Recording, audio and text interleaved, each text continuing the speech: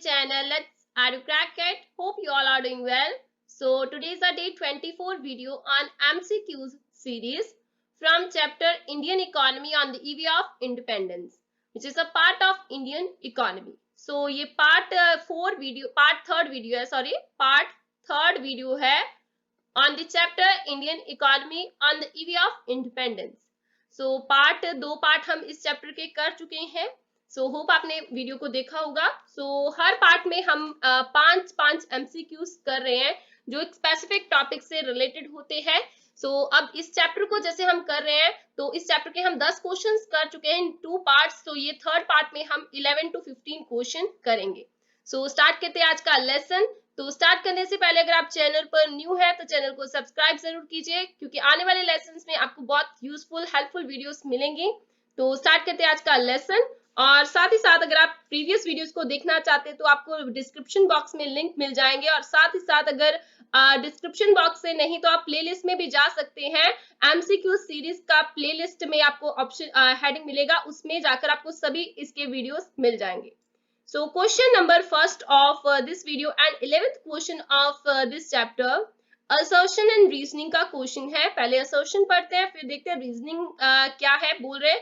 तो दोनों अगर ट्रू होंगे तो उनको हमें रिलेट करके देखना है क्या ये आपस में रिलेटेड है या नहीं. जैसे कि मैंने कल भी बोला था कि हमारा जो फीचर्स ऑफ इंडियन इकोनॉमी जो है on the purpose of agriculture अभी कंप्लीट नहीं हुआ, तो आज का लेसन भी रिलेटेड होगा only with the features. Clear. आज का टॉपिक जो होगा रिलेटेड होगा with the features of the Indian economy on the basis of agriculture. Clear. तो लास्ट में हम इसको डिटेल में ब्रीफली भी समझेंगे कि क्या क्या पॉइंट्स थे जो हमने डिस्कस किए. लास्ट तक वीडियो देखिए, बहुत ही यूजफुल इंफॉर्मेशन मिलेगी इन द लास्ट आपको. क्लियर. स्टार्ट करते हैं असर्शन. असर्शन क्या है? Flood control, drainage and desalination of soil which could have lead to increased productivity of the sector were totally neglected. तो देखिए असर्शन में बोल रहे हैं. अब ये सारे जो क्वेश्चंस हैं which are almost सारे क्वेश्चंस आज की वीडियो में भी और कल की वीडियो में भी सारे टॉपिक्स जो ये क्वेश्चंस थे वो एक ही टॉपिक से थे. कौन से? On the eve of independence में एग्रीकल्चर के फीचर्स से रिलेटेड. किया तो इसलिए जो क्वेश्चंस होंगे हमें उसी तरीके से माइंडसेट करके सोचना है कि उस पॉइंट ऑफ व्यू से सोचकर हमें आंसर देना है. क्लियर. फ्लड कंट्रोल जो है, ड्रेनेज है, डिसैलिनेशन है सॉइल का, ये क्या बोल रहे हैं कि लीड टू इंक्रीज करते हैं प्रोडक्टिविटी ऑफ द सेक्टर. इस सेक्टर का, एग्रीकल्चर सेक्टर की प्रोडक्टिविटी को इंक्रीज करते हैं. पर टोटली नेग्लेक्टेड, बट ये क्या किए जा रहे थे? टोटली नेग्लेक्ट किए जा रहे थे. क्लियर. अब ये हमने कल भी पढ़ा था कि एग्रीकल्चर को बहुत ही डोमिनेटेड बना दिया गया था. परसों भी ये पढ़ा था थोड़ा सा इसका पार्ट. तो अब देखिए ये जो था, अब ये जो चीजें थी जो एक्चुअली इंपॉर्टेंट है किसी भी एग्रीकल्चर लैंड के लिए कि फ्लड कंट्रोल की प्रोविजन होनी जरूरी है, ड्रेनेज की होनी चाहिए, डिसैलिनाइजेशन जो मिनरल्स होते हैं सॉइल को मिलना बहुत जरूरी है. ये सारी चीजें क्या होती है? इंक्रीज करती हैं प्रोडक्टिविटी को. क्लियर. एक सेक्टर की प्रोडक्टिविटी को इंक्रीज करते हैं. कल भी हमने पॉइंट पढ़ा था प्रोडक्टिविटी और प्रोडक्शन के रिलेटेड, उनको जरूर देखिएगा अगर आपको नहीं पता प्रोडक्टिविटी और प्रोडक्शन में क्या डिफरेंस है. अगर आपको पता है तो बहुत इजीली आप इस पॉइंट को भी समझेंगे. क्लियर. सारे टॉपिक्स जो हैं एक दूसरे के साथ रिलेटेड है, सारे क्वेश्चंस रिलेटेड है. अगर आपने प्रीवियस वीडियो को देखा होगा, इस वीडियो के लिए आपको बहुत इजी लगेगा आपको सुनना. क्लियर. क्योंकि बहुत सारे क्वेश्चंस एक दूसरे से ही रिलेटेड है इस टॉपिक में. क्लियर. तो अब वो बोल रहे हैं कि flood control, drainage, desalination of soil जो है ये चीजें क्या करती है? इंक्रीज करती है प्रोडक्टिविटी को इस सेक्टर की, जो कि पूरी तरीके से निग्लेक्ट किए जा रहे थे. अब हमें भी पता है कि पूरी तरीके से निग्लेक्ट ही किए जा रहे थे. इस चीज को हम ऑलरेडी कल पढ़ चुके हैं. तो क्या अब ये असर्शन फिर करेक्ट है? जी बिल्कुल करेक्ट है. जो भी बोला गया बिल्कुल करेक्ट है. On the eve of independence के पॉइंट ऑफ व्यू से अगर हम सोचे तो ये बिल्कुल करेक्ट है. क्लियर. अब पढ़ते हैं reason. On the colonial government or zamindars took no interest in promoting investment in agricultural infrastructure. तो ये हमने कल भी पढ़ा था कि जो जमींदार थे वो क्या करते थे, उनको सिर्फ अपनी पड़ी होती थी, उनको लैंड रेवेन्यू से रिलेटेड था. उनको अगर नेगेटिव सेंस में देखें तो बहुत सारे उनके कल हमने फीचर्स भी पढ़े थे. क्लियर. तो जमींदार को सिर्फ अपने इंटरेस्ट से रिलेटेड था, क्लियर, उनको उनको अपना मैक्सिमाइजेशन करना था इंटरेस्ट, क्लियर, मैक्सिमाइजेशन अपने इंटरेस्ट से, उन्हें कोई रिलेशन नहीं था कि टिलर्स ऑफ द सॉइल के लिए क्या बेनिफिट है, ये चीज बेनिफिट है या नहीं है, गवर्नमेंट के लिए बेनिफिट है, बस वो गवर्नमेंट का सोचता था और अपना सोचता था, क्लियर। तो इसलिए गवर्नमेंट और ब्रिटिश जो गवर्नमेंट थी, कॉलोनियल गवर्नमेंट थी उस टाइम पर, और जहां फिर हम बोल सकते हैं जमींदार से, वो उनको भी इंटरेस्ट नहीं लेते थे। ये पार्ट हमने कल भी एक्चुअली पढ़ा था। तो ये अगला पॉइंट भी जो है फीचर्स का, उसी पार्ट से ही रिलेटेड है, देखिए। तो इसीलिए मैं बोल रही हूँ कि हर एक पार्ट एक दूसरे से साथ रिलेटेड होता है, क्लियर। सो आप अगर प्रीवियस पार्ट को अच्छे से समझ लोगे, आपको वो चीज आगे भी हेल्पफुल रहेगी।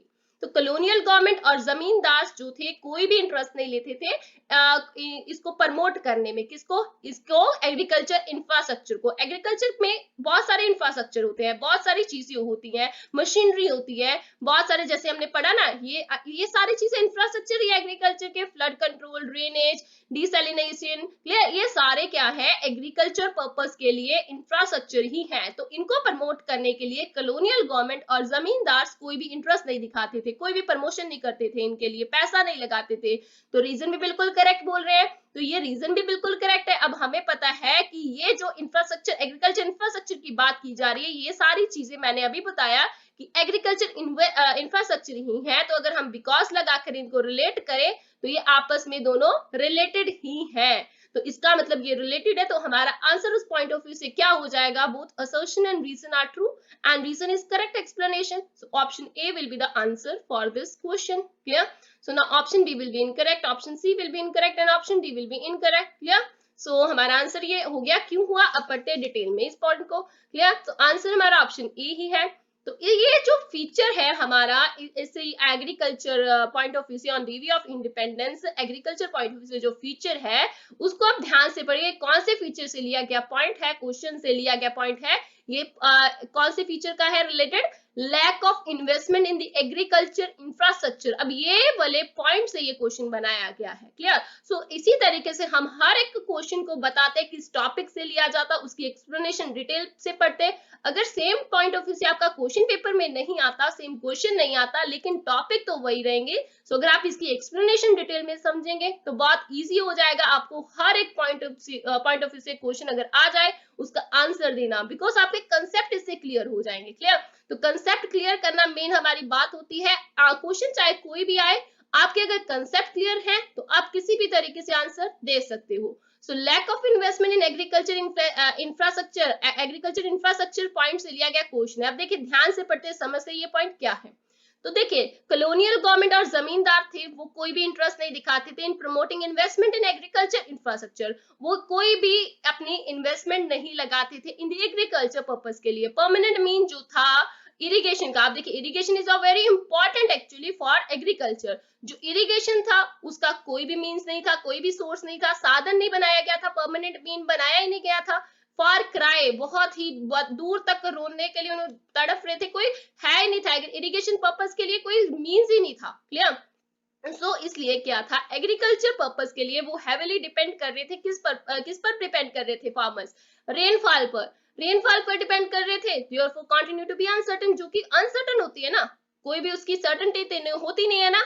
सो इसीलिए क्या होता है कि flood control, drainage, desalinization of the soil के लिए हम बोल सकते हैं which could have led to increased productivity of the sector which were totally neglected। तो ये हम ऑलरेडी पढ़ चुके हैं क्वेश्चन में। तो इन चीजों को टोटली जो इंपॉर्टेंट है एक्चुअली, जो हमारे एग्रीकल्चर इंफ्रास्ट्रक्चर में पार्ट है, उनके पार्ट है, तो उनको पूरी तरीके से निग्लेक्ट किया जा रहा था, क्लियर। सो इस वजह से हमारा ऑप्शन जो है ए करेक्ट था, clear. So now moving to the next question number 12 and question number 2 of this video. So agriculture during the British Raj was characterized by a huge gulf between, अब देखिए agriculture जो था British राज के दौरान characterise था, यानी कि उसका ये मेन फीचर, अब ये भी एक फीचर से लिया गया पॉइंट है, कैरेक्टराइज था कैसे, अ ह्यूज गल्फ बिटवीन, किसके बीच एक ह्यूज गल्फ था, owner of the soil, tiller of the soil, C both A and B and none of these. तो देखिए अगर आपको आंसर पता है, अपना आंसर जरूर लिखिए, इससे आपकी कंसेप्चुअल क्लैरिटी होती है कहां तक आपको नॉलेज है। तो आंसर मैं बताती हूँ, तो फिर इसको डिस्कस भी करते हैं। तो आंसर इसका है option C, that is both A and B.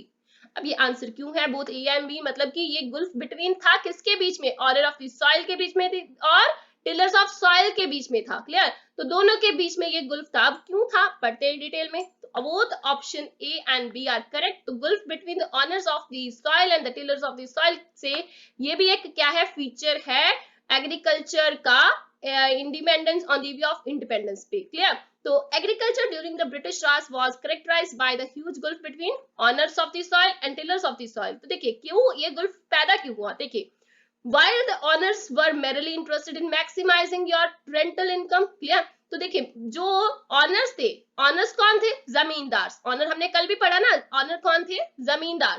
Clear, zamindar जो थे were merely interested in the maximising their, actually यहाँ पर देयर आएगा क्योंकि वो अपनी इनकम पर, रेंटल इनकम पर उनका मैक्सिमाइज था कि ज्यादा से ज्यादा वो अपनी रेंटल इनकम से पैसा कमा सके। Clear, and the tiller of the soil did not have resources to invest। और जो टिलर थे, टिलर जो उन पर काम करने वाले जो लोग थे, उनके पास इतने सोर्सेस नहीं थे कि वो इन्वेस्टमेंट कर सके और रिसोर्सेज खरीद सके। क्लियर, तो रिसोर्सेज के लिए उनके पास इन्वेस्टमेंट नहीं थी, वो दे नहीं रहे थे, जो ऑनर ऑफ द सॉइल थे उनको सोर्सेज दे नहीं रहे थे, उनको सिर्फ अपनी रेंटल इनकम की पड़ी थी। क्लियर, तो इस वजह से क्या था, स्टैग्नेशन और बैकवर्डनेस आ गई इन दी एग्रीकल्चर। क्लियर, तो ये एक मेन चीज बन गई, स्टैग्नेशन एंड बैकवर्डनेस। बैकवर्डनेस यानी कि पिछड़ी हुई और स्टैग्नेशन यानी कि जो जिसमें बहुत लिटिल ग्रोथ, लो ग्रोथ हो चीज में, उसे बोला जाता है स्टैग्नेशन। यानी कि टेम्परेरी पोजीशन है, ये टेम्परेरी सिचुएशन है, लेकिन जिसमें जिस चीज के से क्या होता है, लो ग्रोथ होती है, उसे बोला जाता है स्टैग्नेशन। और बैकवर्डनेस यानी कि पिछड़ी हुई, जिससे क्या हुआ, एग्रीकल्चर एक पिछड़ा हुआ और हम बोल सकते हैं नो ग्रोथ एरिया बन गया। क्लियर, सो अब चलते हैं इसके नेक्स्ट क्वेश्चन की तरफ, question number 13। So it is a very easy question अगर आपको चीजों का मीनिंग पता है तो अगर आपने लास्ट लेसन को भी ध्यान से सुना ना तो बहुत इजी हो जाएगा ये क्वेश्चन करना। तो क्वेश्चन क्या है, dash is a form of farming in which crops are produced to provide for basic needs of the family.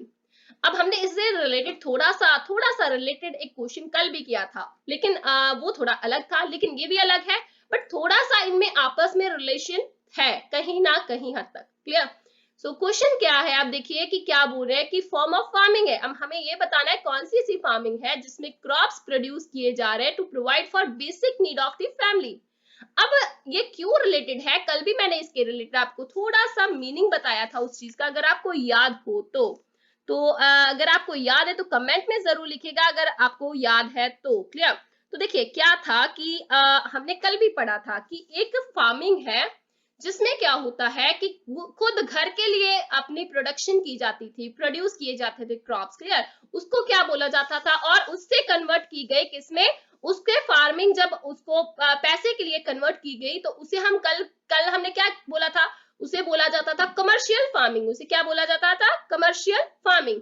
तो इसका मतलब कमर्शियल फार्मिंग तो तब होती है जब पैसे से रिलेटेड हो चीज। तो ये क्या, ये पैसे से रिलेटेड चीज बोल रहे हैं।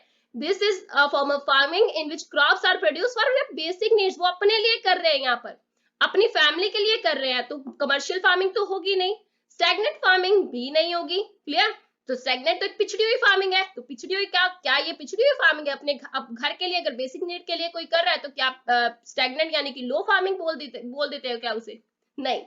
तो बची एक और दो ऑप्शंस बची है, नन ऑफ दिस, यहाँ सबसिस्टेंस फार्मिंग। अब देखिए कल भी मैंने बताया था सबसिस्टेंस वर्ड का मतलब क्या है, जब कोई व्यक्ति अपने घर के लिए, कोई पर्सन अपने पर्सनल यूज के लिए क्रॉप कर रहा है, कल्टीवेशन कर रहा है, सेल्फ कंजप्शन के लिए किए जा रहे हैं, तो उसे हम क्या बोलते हैं, सबसिस्टेंस फार्मिंग। तो इसी तरीके से सबसिस्टेंस फार्मिंग क्या हुई, is a form of farming in which the crops are produced to provide for basic needs of the farming। तो ये हमारा आंसर करेक्ट हो जाता है। Clear, so this is the option which is correct in this question.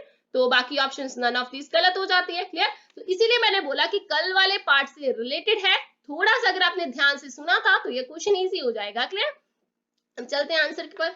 Answer क्या है, subsistence farming. अब देखिए सबसिस्टेंस आउटलुक भी इसका एक फीचर है एग्रीकल्चर का। क्यों फीचर है, आप ध्यान से पढ़िएगा।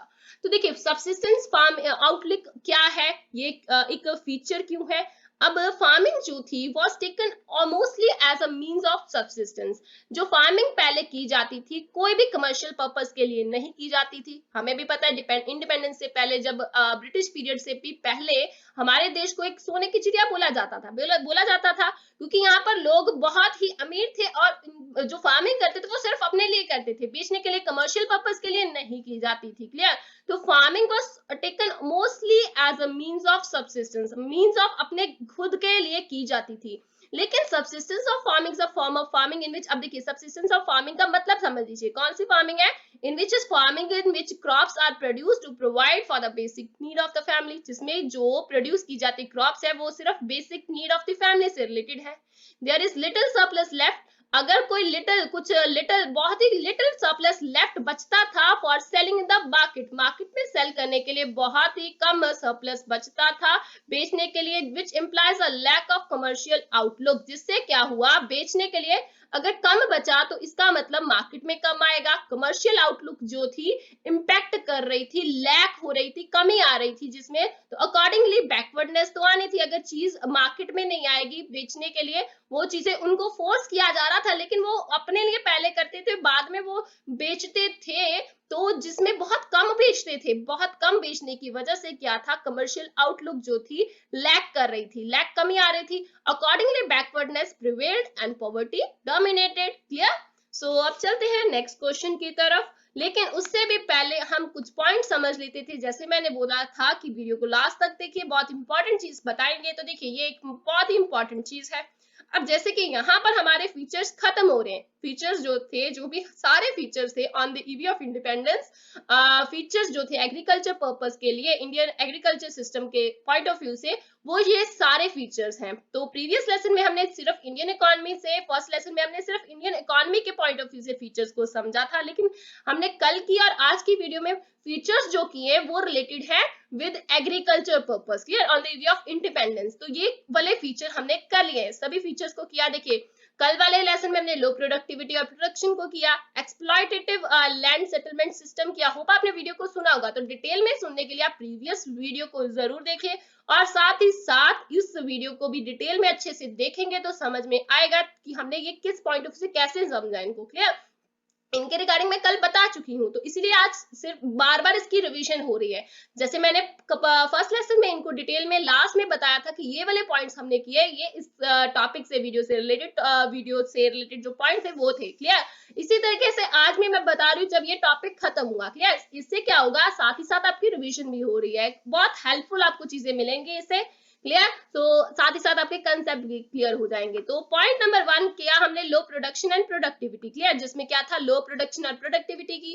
एक्सप्लॉइटिव लैंड सेटलमेंट सिस्टम के, जिसमें हमने पढ़ा था कि जमींदारी सिस्टम क्या था। क्लियर? डिटेल में हमने पढ़ा ना, फोर्स कमर्शलाइजेशन, फोर्स किया जा रहा था फार्मर्स को फॉर कमर्शलाइजेशन। क्लियर? तो कमर्शलाइजेशन में कन्वर्ट जो चीज होती थी, हमने वो भी बोला कि कमर्शलाइजेशन क्या होती है। जब स्टेगनेंट सब्सिस्टेंट फार्मिंग को कमर्शलाइजेशन में कन्वर्ट किया जाता, तो हमने वो भी सिस्टम इसमें डिटेल में कल पढ़ा था, क्वेश्चन किया था हमने कल। Lack of investment in agriculture infrastructure, ये हमने आज किया। क्लियर?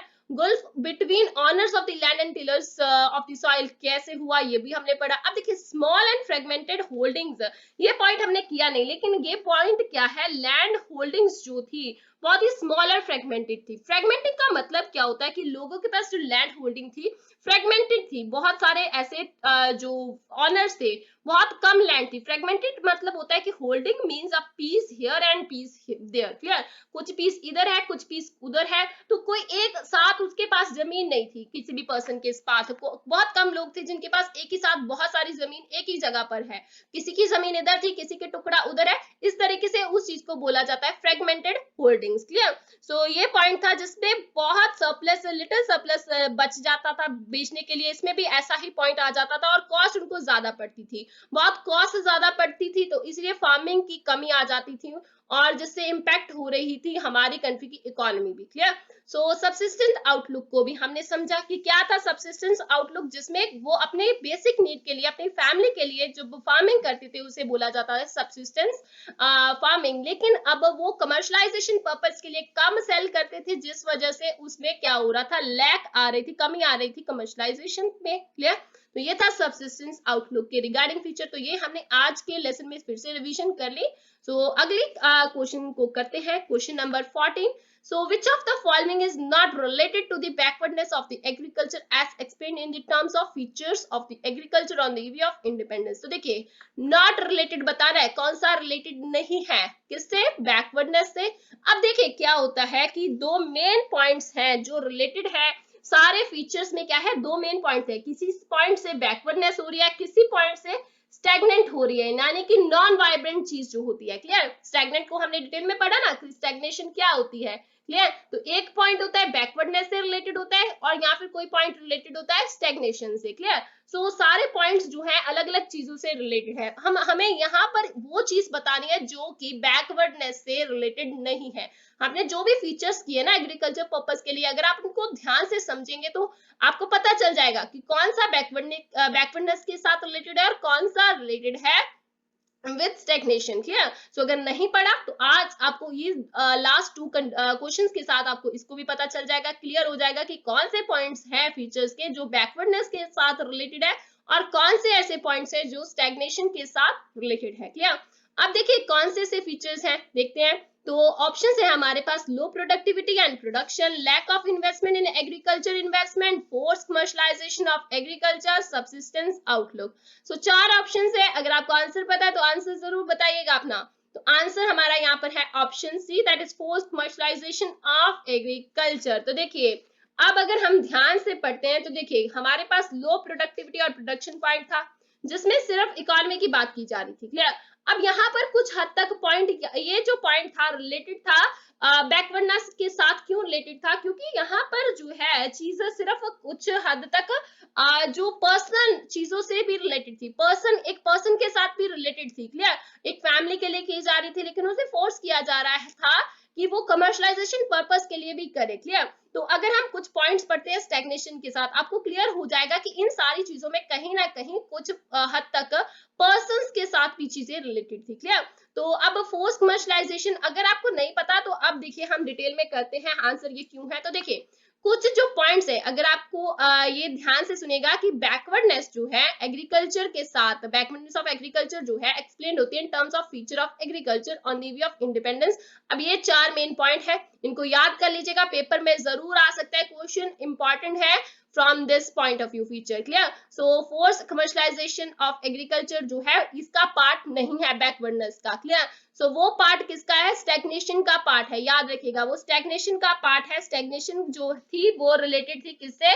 वो रिलेटेड थी जिसमें लिटिल या नो ग्रोथ होती है, टेम्परेरी इकोनॉमिक शॉक होता है। लेकिन अगर हम बात करें अब टेम्परेरी से रिलेटेड है, बैकवर्डनेस जो थी वो रिलेटेड है for long period of time. Backwardness जो थी वो रिलेटेड है लॉन्ग पीरियड ऑफ टाइम। अगर हमें डिफरेंशिएट करना है ये सारी चीजें, अगर हम देखें ये सारी चीजें, low production and productivity, lack of investment in agriculture infrastructure, small fragmented holdings और सब्सिस्टेंस आउटलुक, ये चार पॉइंट्स है जो कि रिलेटेड है विद बैकवर्डनेस। और ये चारों के चारों पॉइंट्स है, लॉन्ग टर्म इनका इंपैक्ट पड़ता है। लॉन्ग टर्म इंपैक्ट पड़ने की वजह से हम बोल सकते हैं ये क्या है? Backwardness of the agriculture. Clear? In the terms of features of agriculture on the way of independence. Clear? So ये था बैकवर्डनेस के साथ रिलेटेड। अब अगला क्वेश्चन करते हैं। तो अगले क्वेश्चन में क्या बोल रहे हैं? Question number 15, which of the following is related to the stagnation of agriculture? अब देखिए रिलेटेड बताना है, पिछले में हमने नॉट रिलेटेड बताया, लेकिन इसमें क्या रिलेटेड बताना है, कौन सा ऐसा पॉइंट है जो रिलेटेड है with the stagnation of the agriculture in terms of features of agriculture on the way of independence. पहला पॉइंट है exploitative land settlement system, exploitative land settlement system, forced commercialization of agriculture, gulf between the owners of the soil and the tillers of the soil, all of these। अब देखिए यहाँ पर हमारे पास commercialization of agriculture हमने previous में भी discuss किया, वो स्टैग्नेशन के साथ रिलेटेड है, हमें ये पता है, ये तो पक्का है। अब एक्सप्लॉइटेटिव लैंड सेटलमेंट सिस्टम भी अगर हम पढ़ते तो उसमें तो था ही नहीं वो पॉइंट, तो इससे भी आपको हिंट मिल जाता था कि ये पॉइंट जो है स्टैग्नेशन के साथ रिलेटेड है। लेकिन अगर हम बात करें कि जैसे मैंने बोला कि लॉन्ग टर्म इम्पैक्ट और शॉर्ट टर्म इम्पैक्ट, तो इसको चीज को हम शॉर्ट टर्म के पॉइंट ऑफ व्यू से अगर सोचे जो लैंड सेटलमेंट सिस्टम थी, पॉलिसीज थी, अगर उनको सही कर दिया जाता तो वो एक टेम्परेरी वो एक ग्लिच था, टेम्परेरी इकोनॉमिक सिचुएशन थी जिसको सही कर किया जा सकता था। तो ये एक सिस्टम जो है टेम्परेरी पॉइंट ऑफ व्यू से सही किया जा सकता था। क्लियर? तो इसलिए क्या हो जाता है, ये स्टैग्नेशन के साथ रिलेटेड हो जाता है। अब 2 पॉइंट्स अगर रिलेटेड है तो तीसरा आपके पास और ऑलमोस्ट रिलेटेड ही होगा, क्योंकि ऑल ऑफ दिस की ऑप्शन है आपके पास, तो आपको सीधा आंसर ये बता देना है। तो हमेशा याद रखिएगा कि अगर कोई भी ऑप्शन में एक से ज्यादा पॉइंट आपको लग रहा है कि ये है होना चाहिए, तो आपके पास अगर ऑप्शन अगर नेगेटिव सेंस में अगर देखना है तो नन ऑफ दिस ऑप्शन देखिए, अगर पॉजिटिव सेंस में देखना है तो ऑल ऑफ दिस ऑप्शन पे आप टिक लगाकर आ सकते हैं। क्लियर? तो इससे आपको क्या होता है कि थर्ड में अगर डाउट है तो वो भी आपको लगेगा कि ये भी होना चाहिए, लेकिन क्या होता है कि आपको ना या हाँ वाली पोजीशन में आप अटक जाते हो और उससे आप टाइम वेस्ट करते हो। हमेशा याद रखिएगा अगर एक से ज्यादा पॉइंट आपको क्लियर लग रहा है कि ये होना चाहिए तो ऑप्शन डी यानी कि जिसमें जिसमें ऑल ऑफ दिस या नन ऑफ दिस हो तो वो आप लगाकर आ सकते हैं। क्लियर? अब चलते इसके आंसर पर। तो आंसर इसका क्या है? Option D, that is all of these. अब देखिए क्या होता है कि स्टैग्नेशन जो होती है of agriculture is explain in terms of these features. अब जो हमने फीचर्स किए, अब वो स्टैग्नेशन के साथ कौन से फीचर्स रिलेटेड है? सिर्फ ये 7 फीचर्स किए हमने, 4 रिलेटेड थे विद बैकवर्डनेस और 3 रिलेटेड है विद स्टैग्नेशन। तो देखिए एक्सप्लॉइटिव लैंड सेटलमेंट सिस्टम जो था अंडर द ब्रिटिश राज, उससे क्या हुई? स्टैग्नेशन हुई। फोर्स कमर्शलाइजेशन जो की जा रही थी एग्रीकल्चर की, वो क्या थी? स्टैग्नेशन के साथ रिलेटेड थी। Gulf between honours and the soil, honours of the soil and the tillers of the soil जो की जा रही थी, वो किसके साथ रिलेटेड थी? स्टैग्नेशन के साथ। तो देखिए हमने ये सारी चीजों के डिटेल में इसीलिए किया क्योंकि एक बहुत इंपॉर्टेंट टॉपिक था। क्लियर? सो यहाँ पर आज का लेसन हमारा खत्म होता है। Hope you like it. अगर आपको अच्छी लगती है वीडियो तो वीडियो को लाइक शेयर कर कमेंट कर जरूर बताइए, और आने वाले लेसन के साथ जुड़े रहने के लिए इसी तरीके से अगर आप चैनल पर न्यू है तो सब्सक्राइब जरूर कीजिए। अगर सब्सक्राइब किया है तो आगे वीडियोस को शेयर भी कीजिए। मिलते हैं नेक्स्ट नए लेसन के साथ कल with next 5 questions. Thank you.